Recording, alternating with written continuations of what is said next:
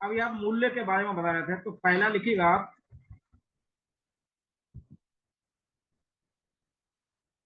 लागत मूल्य,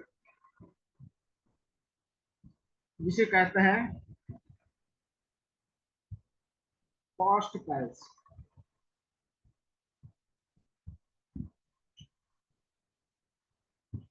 देखिए, आप लोगों को पता है कि कोई भी वस्तु अगर उत्पादित किया जाता है तो चार चीजों की आवश्यकता होती है: भूमि, श्रम, पूंजी और इंटरप्रेन्योर। मान लेते हैं हमें एक मार्कर बनाना है, और मार्कर का लागत कितना आएगा देख लेते हैं। मार्कर में बनाने में जो भूमि का जो किराया होगा, किसका? भूमि। भूमि का जो किराया होगा मान लेते हो 10 रुपए। जो श्रम लगेगा उसका भी प्राइस हम मान लेते हैं 10 रुपए। जो पूंजी लगा वो भी हम मान लेते हैं 10 रुपए, मान के चलते हैं। और जो इंटरप्रेन्योर हुआ या जो उद्यमी हुआ, उद्यमी का मुनाफा भी हम लोग 10 रुपए मान के चलते हैं। तो टोटल कितना रुपए हो गया? 40 रुपए। ये जो 40 रुपए है ना, इसको ही हम क्या कहते हैं? लागत मूल्य कहते हैं। ये केवल कंपनी में कोई वस्तु बन के तैयार हुआ, समझ लीजिएगा। उसमें भूमि का किराया हो गया, श्रम हो गया, पूंजी हो गया, और इंटरप्रेन्योर हो गया। तो जो कम लगाएगा कोई इंडस्ट्री, उसको भी तो अपना मुनाफा चाहिए होगा, तो उनको क्या आता है? इंटरप्रेन्योर कहा जाता है। तो मान लेते हैं 40 रुपए में क्या होगा, एक मार्कर बनकर तैयार हो चुका है। लेकिन अभी वो क्या मार्केट में नहीं आया, वो कहाँ पे है? फैक्ट्री में है, जिसको वेयर हाउस या गोदाम कह सकते हैं। गोदाम में रखा हुआ है। कहाँ पे रखा है? गोदाम में। अब देखिए, जब अब ये कहाँ पे आएगा? मार्केट में आएगा, तो उसको कहेंगे बाजार मूल्य। बाजार मूल्य कहेंगे, जिसको आप कह सकते हैं मार्केट प्राइस।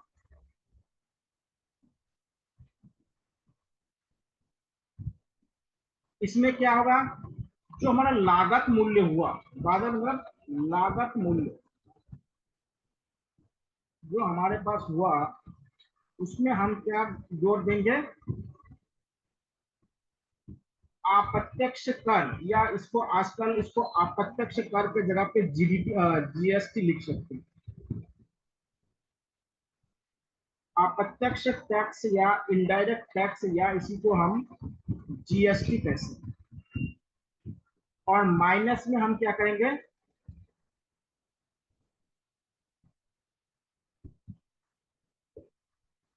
सब्सिडी। अगर सब्सिडी दी जा रही है तब। देखिए, अगर बाजार मूल्य, अगर हमें किसी वस्तु का अगर निकालना है, किसका निकालना है? बाजार मूल्य निकालना है। तो बाजार मूल्य में हम सबसे पहले क्या करेंगे? किसी वस्तु का अगर बाजार मूल्य में हमें निकालना है, तो हमें क्या करना पड़ेगा? लागत मूल्य में क्या जोड़ देंगे? इनडायरेक्ट टैक्स, जिसको आप जीएसटी कहते हैं। इनडायरेक्ट टैक्स इनमें ऐड किया जाएगा। देखिए, जो भी हम वस्तु मार्केट से खरीदते हैं, सब में जीएसटी लगता है, ये आपको मालूम है। सब में क्या लगता है? जीएसटी। अगर कोई बच्चा बिस्किट खरीद के भी खाता है, तो वो बच्चा भी टैक्स दे रहा है, क्योंकि उनको जो बिस्किट खरीदने में भी क्या है? जीएसटी लगा हुआ है। तो इसलिए क्या है, सभी भारतीय क्या होता है, जो भी वस्तु खरीदते हैं, सब टैक्स पेयर कहा जाता है। इसलिए क्या था, हर व्यक्ति को क्या कहा जाता है? टैक्स पेयर कहा जाता है। कोई ज्यादा करता है, कोई कम करता है, ये अलग मैटर हो सकता है। अब ये सब्सिडी क्या है? सब्सिडी क्या है? देखिए, जैसे आप हम लोग राशन के दुकान से जो सामान खरीदते हैं ना, उसमें सब्सिडी मिलती है। जो 2 रुपए किलो जो आपको गेहूं मिल रहा है, वो वास्तव में क्या होता है? 30 रुपए का प्राइस होता है। तो 30 रुपए का गेहूं आपको 2 रुपए में दे रहा है, तो मतलब क्या? 28 रुपए आपको सब्सिडी दे रहा है। तो सब्सिडी मतलब क्या होता है? सरकार के द्वारा जो सहायता राशि दी जाती है, उसको सब्सिडी कहा जाता है, या उसको हिंदी में सहायकी कहा जाता है, सब्सिडी कहा जाता है। तो हर वस्तु में सब्सिडी नहीं होता है, तुम कुछ कुछ वस्तुओं में सब्सिडी होता है, उसको भी ध्यान रखिएगा। इसलिए लिखा दो कि हम लोग जो व्यापक इसका पे काम करें ना, तो व्यापक में अगर सब्सिडी अगर किसी वस्तु में है तो उसमें लगाइएगा, नहीं है तो नहीं। तो बाजार मूल्य का मतलब होता है कि लागत मूल्य प्लस अप्रत्यक्ष कर यानी इनडायरेक्ट टैक्स माइनस सब्सिडी। अब मान लेते हैं बाजार मूल्य बराबर क्या होगा, 40 रुपए हमारे पास क्या था, लागत मूल्य था। इनडायरेक्ट टैक्स मान लेते हैं कितना मान लेते हैं 10 रुपए मान लेते हैं। और सब्सिडी अगर नहीं है तो बाजार मूल्य क्या हो जाएगा, 50 रुपए हो जाएगा। अगर सब्सिडी नहीं है, सब्सिडी है तो अलग बात। सब्सिडी को हम यहाँ पे इंक्लूड नहीं कर रहे हैं, सब्सिडी हर वस्तु में नहीं होता है, ध्यान रखिएगा, किसी किसी वस्तु में होता है। तो बाजार मूल्य यहाँ पे कितना था, 50 रुपए हो गया। लागत मूल्य कितना था, 40 रुपए। यानी जो कॉस्ट प्राइस था वो 40 रुपए था, मार्केट प्राइस क्या हो गया, 50 रुपए हो गया। मार्केट प्राइस क्या हो गया, 50 रुपए। अब जो तीसरा प्राइस है उसको कहते हैं खुदरा मूल्य। खुदरा मूल्य या जिसे आप रिटेल प्राइस कहते हैं, क्या कहते हैं, रिटेल प्राइस कहते हैं। इसमें क्या हो जाएगा, जो बाजार मूल्य है, बाजार मूल्य में क्या होगा, ऐड हो जाएगा लाभ, दुकानदार को, व्यापारी को जितना लाभ होगा, और अन्य व्यय। अन्य व्यय में क्या, ट्रांसपोर्ट हो गया, वगैरह वगैरह, और भी जो चीज होता है, ये सारी चीज आ जाता है। तो रिटेल प्राइस क्या होता है, सबसे ज्यादा होता है। रिटेल प्राइस क्या होता है, सबसे ज्यादा होता है, यानी जिसको एमआरपी कहते हैं, मैक्सिमम रिटेल प्राइस कहते हैं। मतलब देखिए, जस्ट वस्तु पर जितना लिखा रहता है उससे ज्यादा नहीं बिकना होता, ये इसका गारंटी देता है। उसके ऊपर जो लेबल लगे रहते हैं उसका मतलब होता है इससे ज्यादा वस्तु नहीं, वस्तु का दाम नहीं हो सकता है। लेकिन कभी कभी क्या था, जो ओरिजिनल चीज होता है उसको हटा के उसके ऊपर चीज लगा देते हैं, चलता रहता है, काला बाजारी है वो, चलता रहता है। अभी यहाँ पे एक चर्चा आप लोग को और करता है, जिसका आप लोगों ने आजकल न्यूज में बहुत ज्यादा सुनते, एक शब्द है एमएसपी का नाम सुनते हो। एमएसपी क्या है, मैक्सिमम रिटेल प्राइस नहीं है बल्कि मिनिमम प्राइस है, सपोर्ट प्राइस है। तो किसानों के जो अनाज जो सरकार खरीदती है ना, वो मैक्सिमम नहीं है, मिनिमम है। इसलिए किसान क्या है, एमएसपी या एक गारंटी शुदा मूल्य क्यों मांगता है, पहले समझ लीजिएगा। क्योंकि किसानों के जो अनाज होते हैं ना, उनको स्टोर करके रखना बहुत मुश्किल काम होता है। क्योंकि किसान, हम आपको बता कि हमारे यहाँ 86% किसान क्या छोटे किसान हैं, तो उनके पास इतना संसाधन रिसोर्स नहीं होता है कि वो चीजों को क्या है स्टोर करके रखें। तो जैसे ही अनाज मार्केट में आता है ना, तो एक साथ ज्यादा आ जाता है, तो आप जानते हैं कि जब सप्लाई ज्यादा हो जाएगा ना, तो डिमांड कम हो जाता है। और डिमांड कम हो जाएगा तो क्या होगा, प्राइस ऑटोमेटिक डाउन हो जाएगा, प्राइस कम हो जाएगा। इसलिए क्या होता है, जैसे ही अभी देखिएगा क्या है, गेहूं का आया तो गेहूं का प्राइस कम हो गया, अब क्या होगा, अब 6 महीने बाद देखिए गेहूं का प्राइस कितना ज्यादा हो जाएगा। तो किसान का मतलब होता है कि जो सपोर्ट, जो मिनिमम सपोर्ट प्राइस की डिमांड कर रहे हैं, उसका मतलब तो वो मिनिमम प्राइस है, वो मैक्सिमम नहीं है। लेकिन ये जो उद्योगपति लोग है ना, जो प्रोडक्ट बनाते हैं, इनके वस्तुओं पे लिखा क्या रहता है, मैक्सिमम लिटरल प्राइस, मतलब सबसे अधिक मूल्य उनको दिया जाए। अब किसानों को क्या है, मिनिमम भी की बात भी नहीं कर रहे हैं। तो इसमें क्या होता है, देखिए मेन होता है जो उद्योगपति होता है उनका अपना पूरा सिस्टम होता है, सरकार से लेके सरकार को बहुत सारे टैक्स, मतलब टैक्स क्या कहते हैं, अनुदान वगैरह देते रहते हैं। आप लोग देखे होंगे अभी बॉन्ड के बारे में न्यूज़पेपर में बहुत सारी घटनाएं आप लोगों ने सुना होगा कि ऐसे ऐसे कंपनी है, जिन कंपनी का जितना मुनाफा हुआ उससे ज्यादा सरकार को क्या, सरकार मतलब पार्टीज को क्या है, टैक्स दिया है। तो ये सब पैसा कहाँ से आता है, तो इनका भी बहुत सारे कालाबाजारी होता रहता है, ये अलग है। तो 3 प्रकार के मूल्य होता है, एक कॉस्ट प्राइस होता है, एक मार्केट प्राइस होता है, और एक रिटेल प्राइस होता है। ठीक है, इन तीनों प्राइस को आपको जानना बहुत जरूरी है। तो इसी के हिसाब से क्या होता है, आगे जब मूल्य के बारे में आप बात करेंगे या नेशनल इनकम के बारे में बात करेंगे, तो आपको मालूम होगा कि मूल्य या प्राइस क्या होता है। तो प्राइस क्या होता है, 3 प्रकार के होते हैं, लागत मूल्य, बाजार मूल्य और खुदरा मूल्य। ठीक है, इसमें सबसे ज्यादा होता है आपका खुदरा मूल्य, और सबसे कम होता है आपका लागत मूल्य। और लागत मूल्य को वेयर हाउस मूल्य भी कहा जाता है, यानी वेयर हाउस प्राइस भी कहा जाता है, इसको ध्यान रखिए। अब देखिए आगे बात करते हैं राष्ट्रीय आय की, नेशनल इनकम जिसे कहते हैं। नेशनल इनकम के बारे में बात करते हैं। अब देखिए नेशनल इनकम किसे कहेंगे, नेशनल इनकम किसे कहेंगे, राष्ट्रीय आय किसे कहेंगे। यानी किसी भी देश की राष्ट्रीय आय से तात्पर्य उस देश के नागरिकों द्वारा एक वर्ष में एक निश्चित अवधि के दौरान अर्जित कुल आय से है। यहाँ पे देखिए आय से है, यहाँ पे उत्पादन से नहीं है, यहाँ पे आय से है। इस बात को थोड़ा सा ध्यान रखिएगा, शब्द पर ध्यान नहीं रखेंगे तो इकोनॉमी में समझने में दिक्कत आ जाएगा। देखिए क्या था, हर सब्जेक्ट के कुछ की शब्द होते हैं, उन की शब्दों को जब तक आप नहीं पढ़ेंगे तब तक क्या था उस सब्जेक्ट को क्या समझ में नहीं आएगा। यहाँ पे देखिए क्या लिखा है, इनकम लिखा हुआ है, आय लिखा हुआ है। पहले आप क्या पढ़ रहे थे, पहले उत्पाद पढ़ रहे थे। इन दोनों शब्दों में अंतर समझिएगा, ये उत्पाद है और ये इनकम है। इनकम कौन करते हैं, नागरिक करते हैं। इनकम कौन करते हैं, नागरिक करते हैं। अब क्या है, एक वर्ष में क्या है जो कुल आय है उसको क्या है, राष्ट्रीय आय कहते हैं।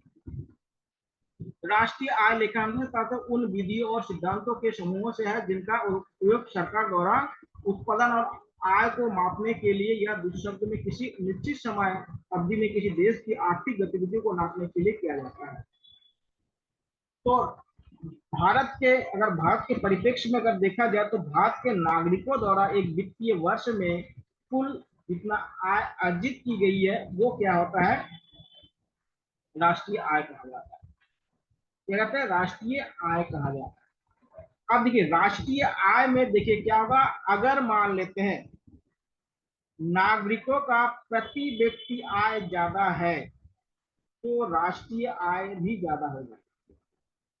अब देखिए भारत में थोड़ा विडंबना जानते क्या है, भारत में राष्ट्रीय आय तो ठीक है, बहुत अच्छा है, लेकिन क्या है कि यहाँ पे आय का जो डिस्ट्रीब्यूशन है, क्या है डिस्ट्रीब्यूशन ऑफ जो इनकम है वो यहाँ पे दिक्कत पैदा करता है। आपको मालूम होगा कि भारत का 1% जो पूंजीपति है, जो भारत के टॉप क्लास के जो लोग हैं उनके पास 70% क्या है, इनकम है उनके पास।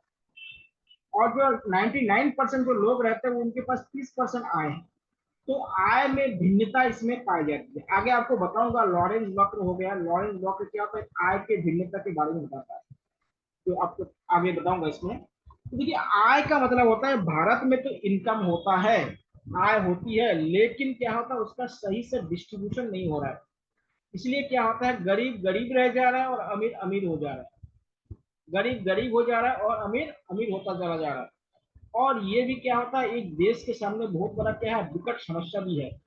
अगर इस तरह से आय का अगर असमानता बढ़ती जाएगी तो धीरे धीरे क्या होगा, देश में क्राइम बढ़ता जाएगा। जो जिनका इनकम नहीं होगा तो वो क्या करेंगे, कोई ऐसे गुट बनाएगा जो जैसे नक्सलवाद हो गया, आतंकवाद हो गया, उग्रवाद हो गया, इस तरह के गुट बना के क्या होगा, फिर लड़ाई झगड़ा शुरू कर देंगे। इसलिए क्या होता है, आय का डिस्ट्रीब्यूशन भी सही से होना चाहिए, नहीं तो नागरिक क्या होगा, पथ भ्रष्ट हो जाएंगे। समझ लीजिएगा, आय का डिस्ट्रीब्यूशन। और आपको बता कि हमारे देश में सबसे पहले दादा भाई नौरोजी का नाम आप लोगों ने सुना होगा। उन्होंने सबसे पहले राष्ट्रीय आय की गणना की थी और उसी के साथ उन्होंने प्रति व्यक्ति आय के बारे में भी बताया था। जब राष्ट्रीय आय बताया तभी तो उसी से प्रति व्यक्ति आय की गणना उन्होंने की थी। धन्यवाद। तो राष्ट्रीय आय क्या है, नागरिकों द्वारा क्या होता है, भारत में क्या होता है, राष्ट्रीय आय का जो वितरण है वो बहुत खराब है। एक है ऑस्ट्रेलिया का एक संस्था है जिसको ऑक्सफैम कहा जाता है। तो ऑक्सफैम के माध्यम से क्या था, हर साल क्या था, ये देशों के जो नागरिकों के बीच में जो आय में असमानता है उसके बारे में क्या था, रिपोर्ट जारी करते। कौन, ऑक्सफैम। ऑक्सफैम रिपोर्ट कहते हैं, कौन जारी करता है, ऑस्ट्रेलिया द्वारा जारी करता है। कौन सा रिपोर्ट कहते हैं, ऑक्सफैम रिपोर्ट कहते हैं। कौन सा रिपोर्ट कहते हैं, ऑक्सफैम रिपोर्ट।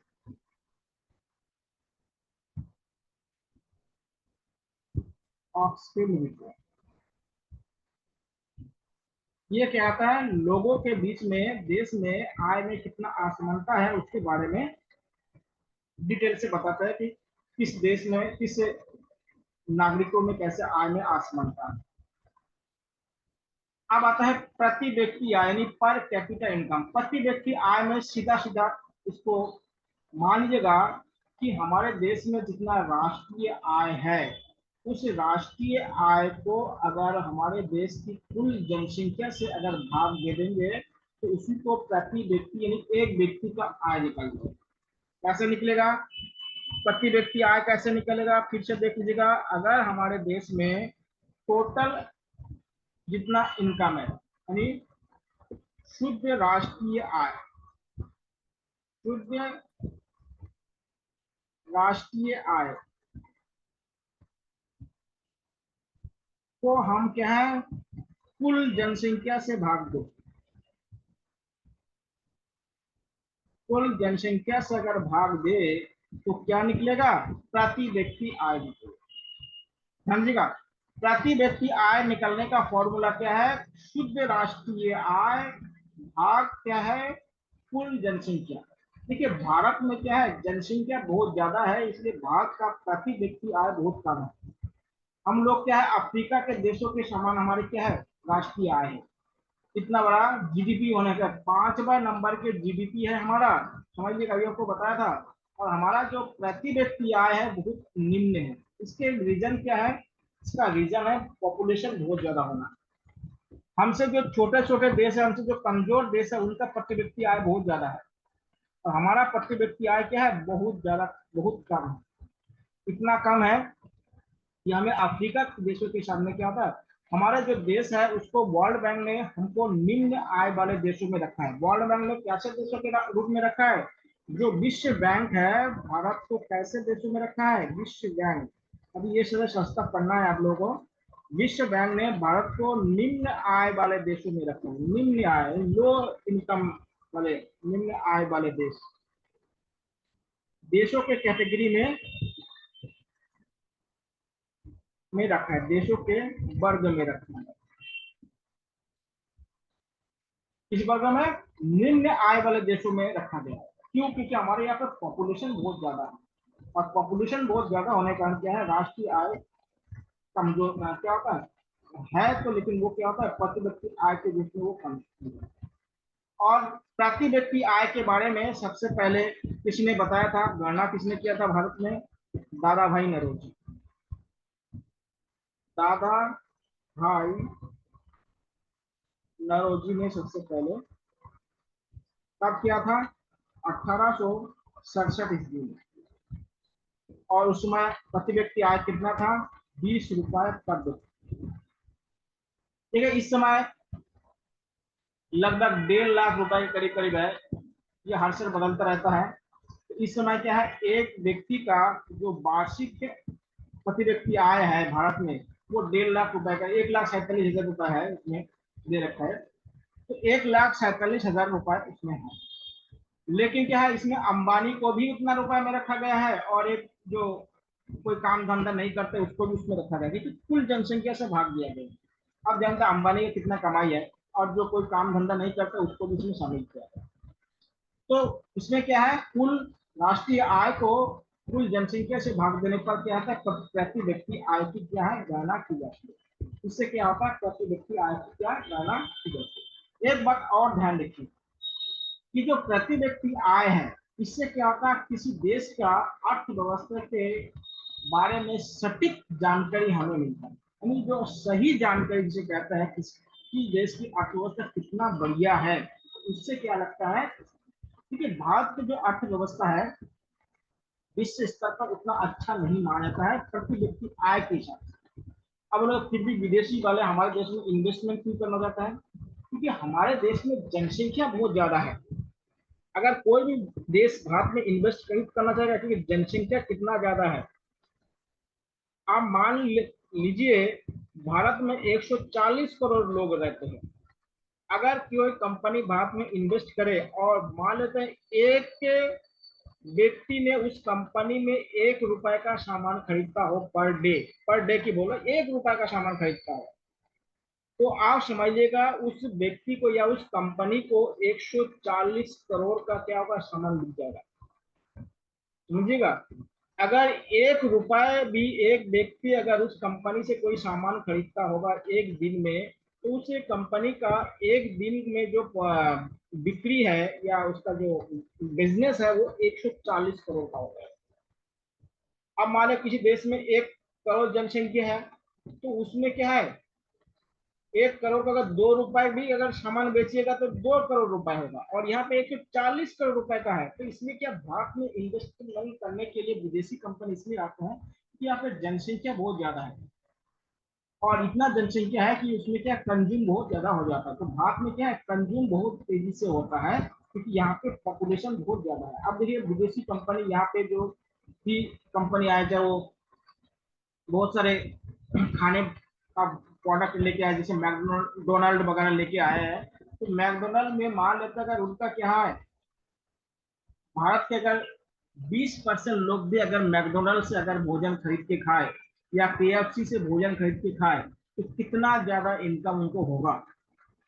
इसीलिए भारत में क्या है, जनसंख्या बहुत ज्यादा है, इसलिए विदेशों का जो विकसित देश है वो भारत का नजर है। इसलिए चीन भारत के साथ कितने भी रिश्ते खराब होते हैं, फिर भी भारत के साथ व्यापार करना चाहता है, क्योंकि जनसंख्या बहुत ज्यादा, मार्केट बहुत बड़ा है।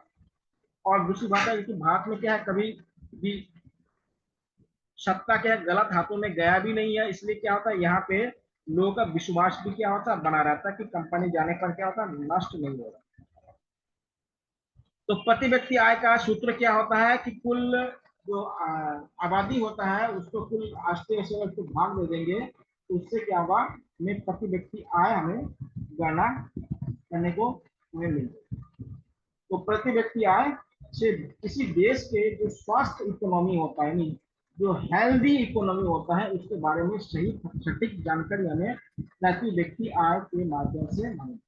इसमें देखिए 2 तरह से काउंट करते हैं, पहले समझिए। एक होता है स्थिर मूल्य पर होता है, और एक होता है परचेजिंग पावर मूल्य पर होता है। परचेजिंग पावर और एक स्थिर मूल्य पर होता है। इसको गणना करने का भी क्या, 2 विधि है, उसको भी आप लोग जान जाइएगा। आप लोग न्यूज में पढ़ते रहते ना कि रुपए के बदले डॉलर, इतना रुपए मजबूत हुआ या इतना पैसे मजबूत हुआ, ये ऐसे कैसे होता है, इसके बारे में भी थोड़ा जानकारी मिलेगी। तो मापते कैसे दिखेगा, एक होता है स्थिर मूल्य में होता है। क्या होता है, एक होता है स्थिर मूल्य यानी फिक्स प्राइस, स्थिर मूल्य, और दूसरा होता है आपका परचेजिंग पावर प्राइस। परचेजिंग यानी क्रय शक्ति मूल्य जिसे कहते हैं, क्रय शक्ति मूल्य। देखिए स्थिर मूल्य में क्या होता है, मान लेते हैं कि किसी देश में जो भी वस्तु है उसका एक निश्चित मूल्य होता होगा। जैसे मान लेते हैं कि हमारे देश में एक मोटरसाइकिल खरीदने जाएंगे तो लगभग 1 लाख रुपए के आसपास ही मिलेगा, 1 लाख रुपए आसपास मान के चलते हैं। तो वो स्थिर मूल्य हो गया कि 1 लाख रुपए अगर आपको जेब में है तो आप एक मोटरसाइकिल खरीद सकते हैं। क्या होगा, एक मोटरसाइकिल खरीद सकते हैं। तो उसी के आधार पर क्या, प्रति व्यक्ति आय की गणना की जाती है कि एक व्यक्ति या जो भी प्रोडक्शन हो रहा है उसका कैसे गणना किया जाएगा। तो इसलिए इसको स्थिर मूल्य कहते हैं। या ऐसे मालूम कर सकते हैं कि एक व्यक्ति पर डे 50 रुपए का भोजन खाते होंगे, उसी से क्या होता है, उनका उपभोग कितना होता है उसका अनुमान लगाया जा सकता है। तो इसको कहते हैं स्थिर मूल्य। और एक होता है क्रय शक्ति मूल्य। क्रय शक्ति मूल्य देखिए यही क्या होता है, किसी भी जगह पे प्रति व्यक्ति आय या जीडीपी या किसी चीज को नापने का सही तरीका यही होता है। जैसे कैसे होता है, मान लेते हैं $1 आपके पास है, और अमेरिका में $1 से आपने क्या, 10 केजी आपने गेहूं खरीद लिया। सपोज मान लेते हैं $1 से कितना केजी गेहूं खरीद लिया, 10 केजी गेहूं खरीद लिया। और भारत में क्या कर लिया आपने, भारत में क्या किया, भारत में आपने 500 रुपए में, 500 रुपए में अपने क्या है, 10 केजी गेहूं खरीद लिया। ठीक है, यहाँ पे $1 में कितने गेहूं खरीदा, 10 केजी गेहूं खरीदा, और यहाँ पे 500 रुपए में आपने 10 केजी गेहूं खरीदा। 500 रुपए में 10 केजी आपने गेहूं खरीदा, मान लेते हैं। अब देखिएगा इसका मतलब क्या होगा, कि इसको 500 ना करके इसको 50 कर लीजिएगा तो सही रहेगा। 50 रुपए में क्या है, 10 kg गेहूं अपने खरीदिए मान लेते हैं। तो इसका मतलब क्या होता है कि $1 का जो वैल्यू है वो क्या, 50 रुपए के बराबर। $1 का वैल्यू कितना क्या है, 50 रुपए के बराबर है। तो आप लोग देखते हैं कि $1 इक्वल टू क्या होता है, 84 रुपीज। आप लोगों ने अभी अभी अभी लगभग इतना चल रहा है। तो 84 रुपए हुआ कैसे, क्योंकि $1 में अमेरिका में जितने वस्तुएं खरीदा जा सकता है, वहां पे भारत में उतने वस्तु क्या है, 84 रुपए में खरीदा जा सकता है। इसे कहते हैं क्रय शक्ति मूल्य कहते हैं। इसे क्या कहता है, क्रय शक्ति मूल्य कहते हैं, परचेजिंग पावर प्राइस कहा जाता है इसको। तो इसका मतलब क्या होगा कि $1 में अमेरिका में आप जिस वस्तु को खरीद सकते हैं, उसी वस्तु को अगर आपको इंडिया में खरीदना है तो 84 रुपीज उसमें खर्चा करना पड़ेगा। इसलिए $1 इक्वल टू कितना होगा, 84 रुपीज हो गया।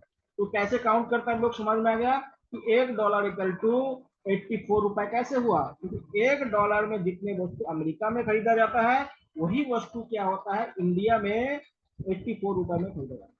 या यूरो में अलग हो सकता है, स्टॉलिन में अलग होगा, दिनार में अलग होगा, सब में क्या होगा, ये अलग अलग होगा। आप लोग जानते हैं कि भारत का जो 60 रुपीज है वो नेपाल में 100 रुपए होता है। इसका मतलब क्या है कि भारत में अगर 100 रुपए 60 रुपए में जो वस्तु हम खरीदते हैं, जो भी वस्तु हम खरीदते हैं, वही वस्तु अगर नेपाली मुद्रा में अगर खरीदना है या नेपाल में खरीदना है, उसके लिए उसको 100 रुपए देना पड़ेगा। तो कितना रुपया देना पड़ेगा, 100 रुपया देना पड़ेगा। ये मनी वाला चीज आपको आगे बताऊंगा कि कोई हॉट मनी होता है, कोई सॉफ्ट मनी होता है, कोई डिमांडिंग ज्यादा होता है। ये सारे क्या मनी के क्या होता है, अलग अलग प्रकार होते हैं। ये जो मनी आप दो लोग देख रहे हैं या जो धन दौलत देख रहे हैं, इसके भी अलग अलग क्या होता है। जैसे देखिए अमेरिकन जो डॉलर होता है ना, उसका डिमांड बहुत ज्यादा होता है, इसको हॉट मनी कहा जाता है। और जिन देशों के करेंसी को ज्यादा इंटरनेशनल मार्केट में डिमांड नहीं होता ना, उनको क्या है, सॉफ्ट मनी कहा जाता है। और जिनका डिमांड बहुत ज्यादा होता है उसको हॉट मनी कहा जाता है, मनी का। तो $1 इक्वल टू या €1 इक्वल टू कितना रुपए होगा, एक दिनार इक्वल टू कितना रुपए होगा, तो इसका निर्धारण क्या होगा कि वहां पर वस्तु के अलग अलग जो, एक ही वस्तु को अलग अलग जगह पे जितने रुपए में या जितने डॉलर में खरीदा जाएगा, दिनार में खरीदा जाएगा, उसी के अनुसार क्या होता है, हम डॉलर, यूरो, उसके बाद दिनार, उनके मूल्य को क्या अलग अलग कर सकते हैं। देखिए इस समय दुनिया का जो सबसे महंगा जो करेंसी है वो क्या है, जो दिनार जिसे कहते हैं, जो यूए जो संयुक्त अरब अमीरात का जो दिनार है वो सबसे महंगा है। 212 रुपए करके है वो, कितना है, 212 रुपए। कौन सा है, जो यूए का जो दिनार है वो सबसे ज्यादा महंगा है। कौन सा है महंगा है, दिनार। लगभग एक दिनार इक्वल टू 212 रुपए के करीब करीब है। तो सबसे महंगा यही है। हाँ क्यों सर, महंगा है, कुवैती दिनार ना। पैसा एक ही है, वस्तु का मात्रा क्या होगा एक ही है, लेकिन क्या होता है उनका प्राइस अलग जगह जगह पे अलग होता है। इससे क्या होता है, प्रति व्यक्ति आय की गणना, प्रति व्यक्ति कह रहा हूँ, प्रति व्यक्ति आय की गणना क्या होता है, इस स्थिर मूल्य से करते हैं और क्रय शक्ति मूल्य से करते हैं। क्रय शक्ति वाला क्या होगा, ज्यादा सटीक होता है। क्रय शक्ति वाला क्या होता है, ज्यादा सटीक होता है। और स्थिर मूल्य क्या होता है, इसमें सटीक नहीं होता, क्योंकि कोई वस्तु क्या होता है, हमेशा एक दाम पे नहीं रहता है। इसमें क्या था, मूल्य में हमेशा क्या था, ऊपर चढ़ा मार्केट के हिसाब से होता रहता है। ठीक है, ये हो गए आपके GDP, GNP, NNP, national income और प्रति व्यक्ति आय। इनमें से अगर आपका कोई क्वेश्चन है तो आप लोग पूछ सकते हैं। कोई भी क्वेश्चन है उसको आप लोग पूछिएगा, आप लोग उसको पढ़ लीजिएगा बढ़िया से। जहाँ पे कोई दिक्कत हो आप लोग उसको पूछ सकते हैं, क्योंकि इनमें जो कुछ टेक्निकल पॉइंट है उस टेक्निकल पॉइंट को आपको बार बार याद दिलाया, उसको याद करिएगा, नोट करके रख लीजिएगा। नहीं तो क्या होगा, जीएनपी और जीडीपी में लोग क्या होता है, कंफ्यूज बहुत ज्यादा हो जाते हैं। उसको कम से कम क्या है, उसको अलग से उसको याद कर रखिएगा। फिर कल हम लोग पढ़ेंगे मांग एवं पूर्ति, उन्हें डिमांड एंड सप्लाई पढ़ेंगे कि वस्तुओं का डिमांड और सप्लाई कैसे होता है, और उसी में हम मार्केट को भी देखेंगे कि मार्केट भी कैसे क्या होता है, डिमांड और सप्लाई को प्रभावित करते हैं। डिमांड एंड, देखिए सबसे बढ़िया है अगर आपके पास अगर कोई एनसीईआरटी की बुक है ना, तो उसका इकोनॉमी वाले बुक को एक बार पढ़ लीजिएगा, बहुत बढ़िया है वो बुक, अगर आपके पास टाइम है तो। कोई दूसरे बुक से बढ़िया क्या, एनसीईआरटी में उसको बढ़िया से बता दिया गया है, तो एनसीईआरटी अगर आपके पास होगा तो एक बार उसको भी पढ़ सकते हैं अगर टाइम आपके पास है। ऐसे पढ़ने की जरूरत नहीं है, सारे चीज कवर किया जा रहा है, ठीक है, फिर भी अगर आपको पढ़ना है तो उसको एक बार देख सकते हैं। एनसीईआरटी सबसे बढ़िया है, क्योंकि देखिएगा आप लोग अगर, क्योंकि आप लोगों का क्या होगा, सब्जेक्ट से पूछेंगे क्वेश्चन ना, तो सब्जेक्ट में क्या होता है, तो जीएस वाला बुक होता है ना, उसको मत पढ़िएगा, जैसे लूसेंट वगैरह होता है उसको मत पढ़िएगा, कि वो वाला उससे क्वेश्चन कम पूछेंगे। अगर आपके पास टाइम होगा तो एनसीईआरटी वाले जो भी बुक आपको मिलता है उसको पढ़ लीजिएगा, 10 से 11 12 तक का बुक पढ़ लीजिएगा, बढ़िया है, उसको सबसे बढ़िया है।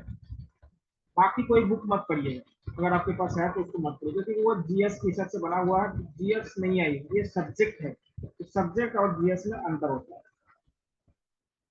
ठीक है, आज हम यहाँ तक ही करेंगे क्योंकि टाइम ज्यादा है नहीं। अगर आप लोगों का कोई क्वेश्चन है तो आप लोग क्वेश्चन पूछ सकते हैं,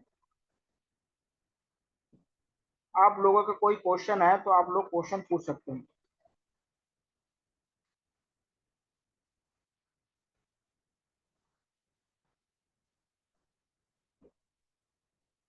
चलिए क्वेश्चन नहीं होगा तो कल आप लोग थोड़ा सा डिमांड एंड सप्लाई थोड़ा सा पढ़ लीजिएगा, डिमांड एंड सप्लाई।